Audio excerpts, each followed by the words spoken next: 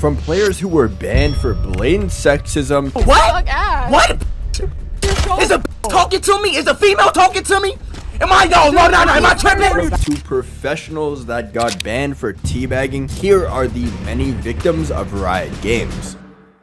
And who better to start off the victim list than Mooda, who recently got banned on Valorant. It's okay, it's okay.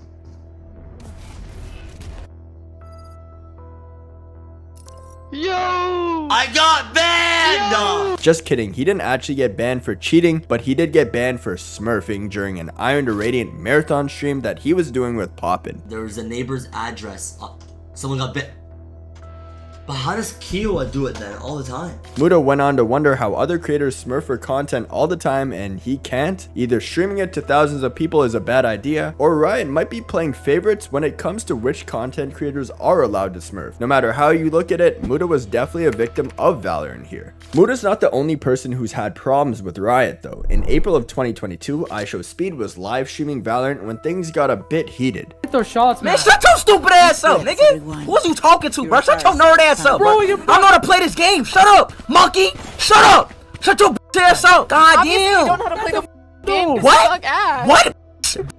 Is a talking to me? Is a female talking to me? Yeah, this was pretty bad as you can tell. There's not much you can excuse here. This clip of Speed not only got him banned from Valorant, but he actually got banned from every Riot game as well. He did post an apology later on after the ban where he said this. Between an altercation with a girl and I was playing Valorant, you know what I'm saying? And I want to say some, like a few things from that situation. I wasn't having a good day, I was getting a lot of racist text-to-speech donations, a lot of people, talking about my dead aunt that's in the grave right now. But look, I don't want to make that no excuse. I'm wrong, you know what I'm saying? I'm not trying to justify. I'm just saying, like, that day, I just don't bash on people for no reason. That's where I'm coming from that. That is not me no more. That is not me. This was a pretty good apology, but still that clip was pretty crazy. I think the only other person who could get away with something like this is WestJet. The next incident comes from the popular Twitch streamer, it's Timmy. Timmy was in the middle of a marathon stream where he was trying to go from Iron to Radiant in just one session. That was until this happened to him mid-game.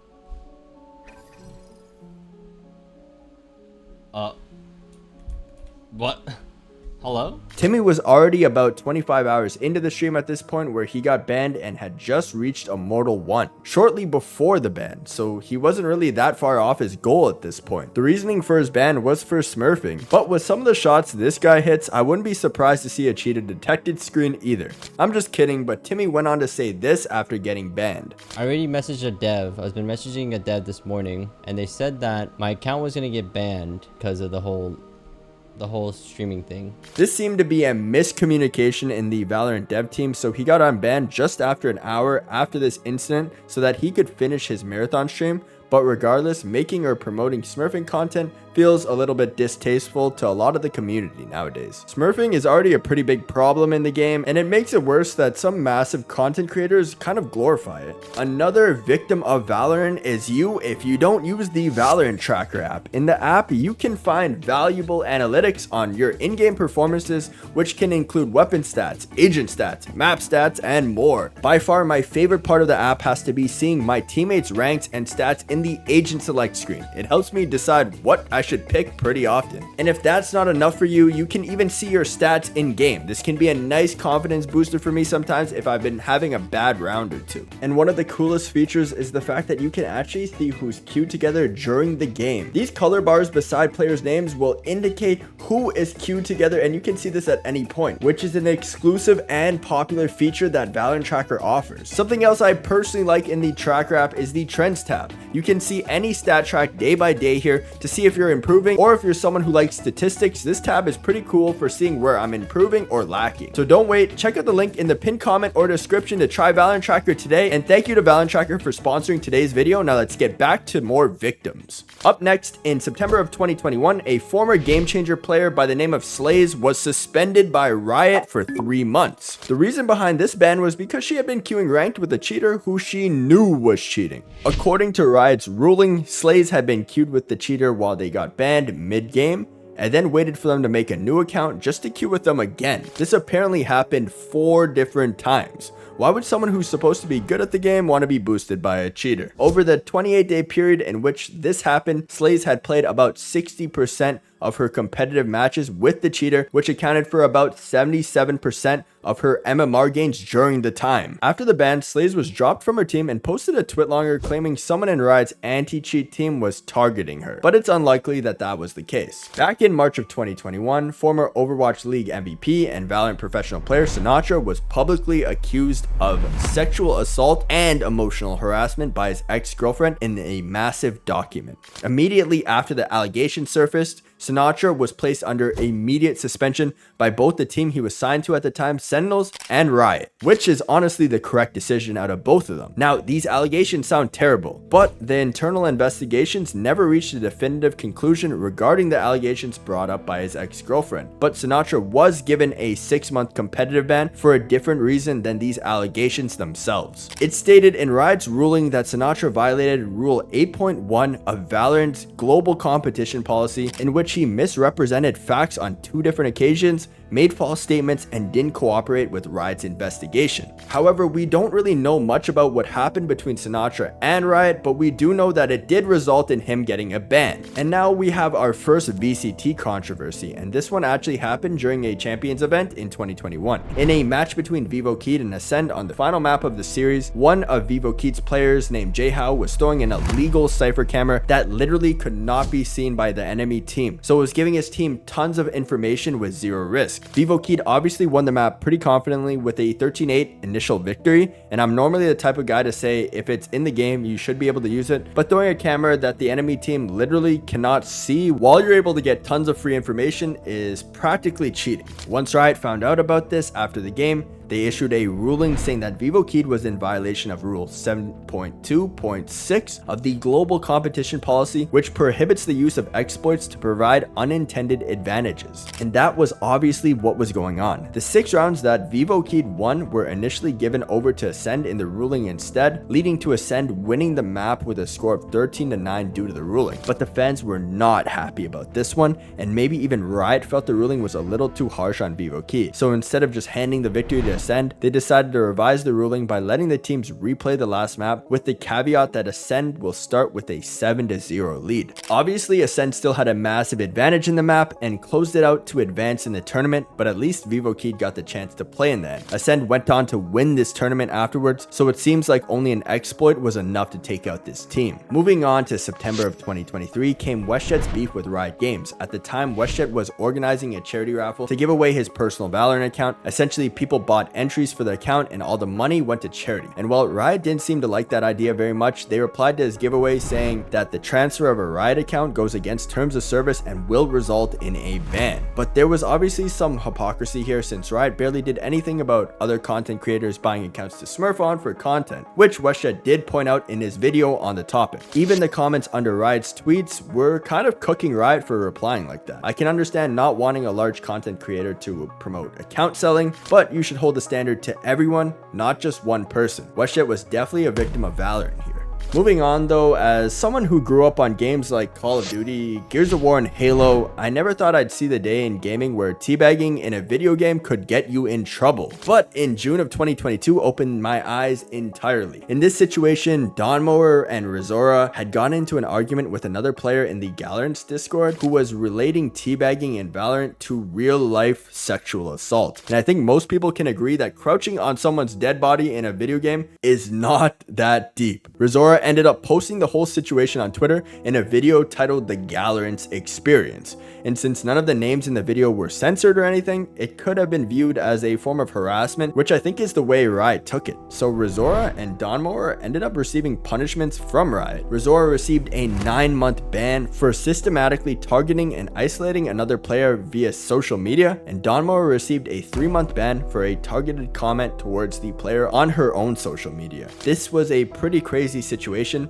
They probably shouldn't have taken this situation to social media in the end, but Rizora and Dawn were definitely victims of Valorant here. Up next, we have the biggest disappointment in Valorant history, and that's Optic not making it into franchising. I mean, come on. In the year leading up to Valorant's esports entering franchising, Optic Gaming was probably the best team in the world, having just won VCT Masters Reykjavik during early 2022, placing 3rd at Masters Copenhagen in mid 2022, and placing 2nd during Champions 2022. It's undeniable, they were either the best or second best team in the world that year. But 2023 was coming up and Riot had announced their plans to franchise Valorant similarly to what they've done with League of Legends. There was only going to be 10 slots per region, meaning only a few teams from North America were going to make it into franchising. So one of the obvious choices would be Optic, of course, who was by far the best NA team at the time. Well, it didn't work out that way actually. Optic actually didn't make it into the franchise league, which was a huge shock to the entire community. Why wouldn't the best team be let in? It could have been due to a couple of reasons. Back in 2018, Optic was sold to the Immortals gaming club, which means they've technically sold their League of Legends franchise slot, which might have given a negative impact with the relationship with Riot. And at the time, Optic was undergoing a lot of ownership and structural changes, which could have raised some concerns about the organization's longevity. Also, the teams that did make it in, like Cloud9, Sentinels,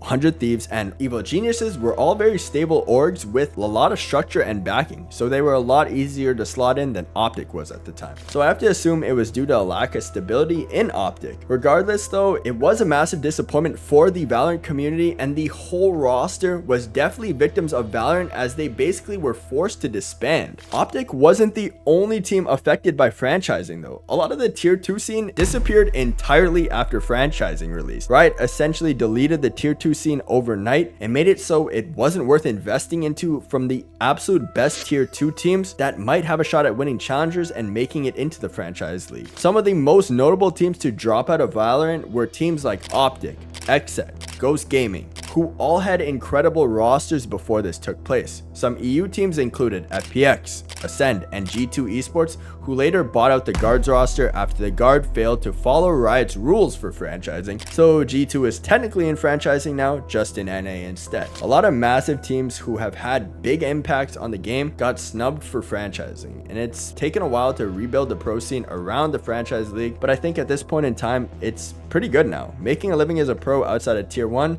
seems pretty much impossible nowadays, but a bunch of these orgs and teams have suffered the wrath of Valorant and Riot Games when this all happened. And I'm sure most of you guys remember a player by the name of Solista. Solista was a Radiant Valorant player who peaked in the top 100 pretty often, and he even impressed Shroud, one of the greatest gamers ever, with his insane aim using the Guardian. Dude, I was feeling inspired by that Guardian player. Who was that? I don't know, but he's one of the best in the game. Solista. Give him a year, give him 2 years. He'll be in the pro scene, fact. Or banned. JK, bad joke. Not long after this clip, Shroud's joke of a prediction actually came to life. Solista got banned mid-Valorant game.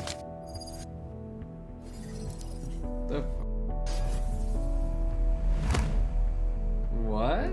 Really, dude? And to be honest, you can literally see the guy shooting without even clicking his mouse in some of these clips. He was absolutely shameless about the entire thing, and he did try to play it off by saying he shoots with a different button on his keyboard, but obviously no one was gonna believe that after he had just got banned. Up next, some of you guys might remember the mobile game that practically copied Valorant 1-to-1. Its name was Hyperfront, and I mean, just look at some of these agent comparisons. You can't really even argue about it. They even copied Harbor. Since this was such a blatant copy of Valorant that Riot Games actually began filing complaints against the developers NetEase, and allegedly they might have even sued them. And in April of 2023, Hyperfront actually shut down entirely. Hyperfront was kind of asking for it though. I mean, some of these agents were pretty blatantly copied. I have to assume they shut down because they didn't want to be in a legal battle with Riot Games over this. Moving on to January of 2022, during an NA Open qualifier for VCT, T1's head coach David Dennis breached Valorant's competitive rules by typing